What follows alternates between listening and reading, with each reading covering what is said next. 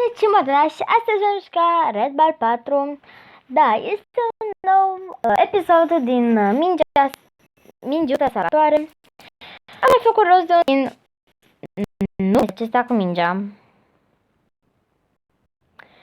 Da, uneori mi se mai buguiește jocul. Da, unul dintre aceste două skin-uri o să aleg cel galben pentru că seamănă mai mult cu o fată. Da, știu că am rămas undeva la level 18 data trecută, doar că am încercat încă o dată să filmez acest clip și din cauza asta eram acolo la un level mai mare. Da, doar că nu știu ce am făcut pentru că mi-am cheltuit toate viețile, pentru că am refilmat și înainte și nu aveam toate viețile pentru că m-am bătut cu acel boss, din câte știți, în episodul trecut. Da, și nu aveam clar toate viețile și, da, din cauza asta nu am, așa.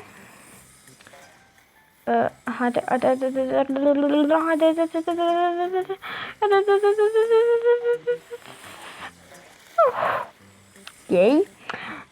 Gameplay.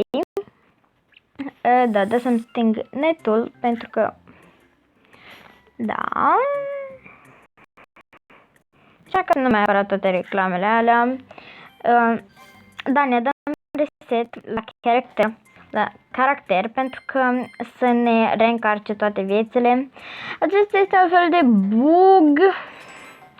Bine, este ceva care eu am descoperit de mai mult timp, doar că nu am arătat niciodată pe YouTube, pentru că acesta este un joc poate nou pentru voi, pentru mine chiar nu este un joc destul, bine, deloc nou.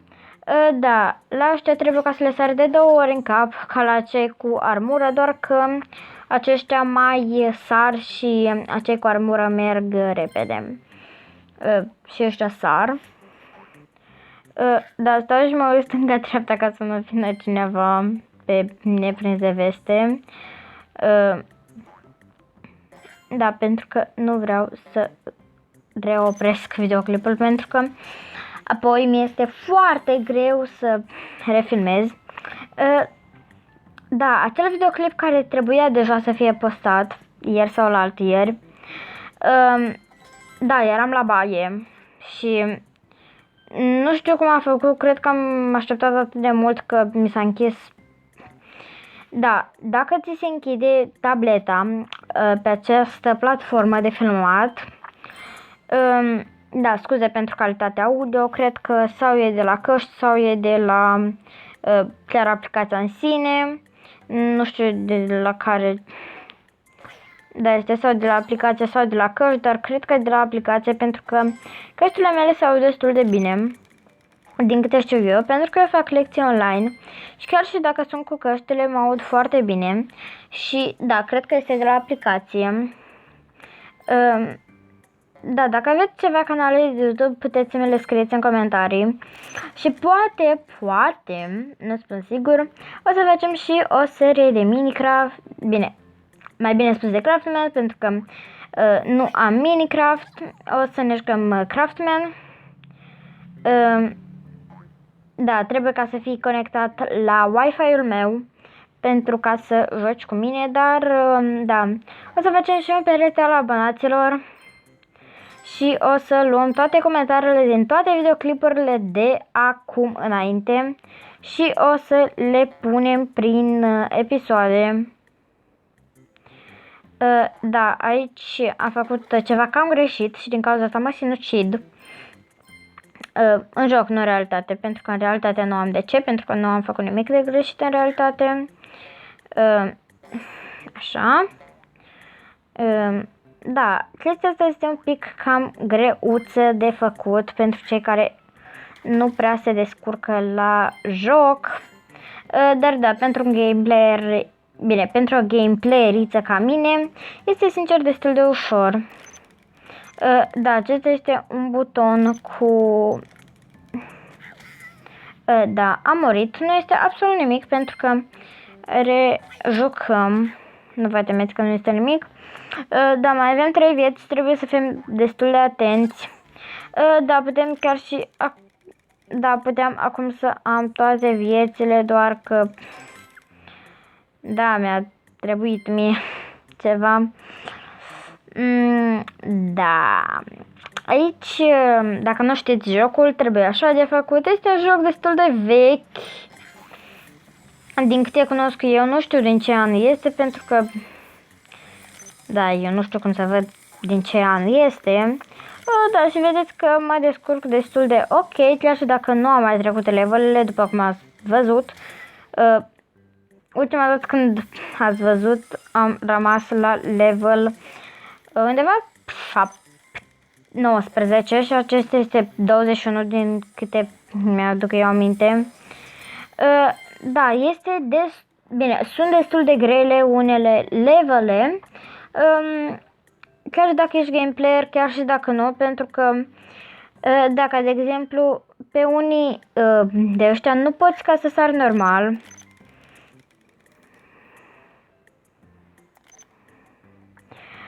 Da, și asta tot este o problemă pentru tine, că de exemplu eu acum am rămas doar cu o viață.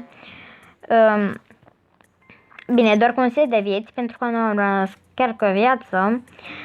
Da, și cred că după ce... Da, și aici îmi pipăie mie tableta. Bine, îmi pipăie jocul când este deja la sfârșit butonul acesta. De aici trebuie ca să stai să ții apăsat și apoi cât de repede poți să fugi. Să fugi așa. Dar aici s-ar putea să-ți fie cam greu. Dar nu spun că la toți poate să fie atât de ușor ca și cum a fost la mine.